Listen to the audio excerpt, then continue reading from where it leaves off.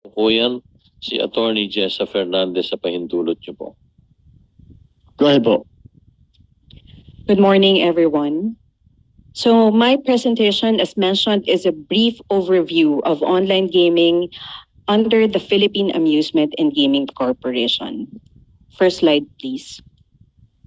Nakapaloob sa tinatawag na online gaming ang mga sumusunod na game offerings. Una, ang electronic casino games.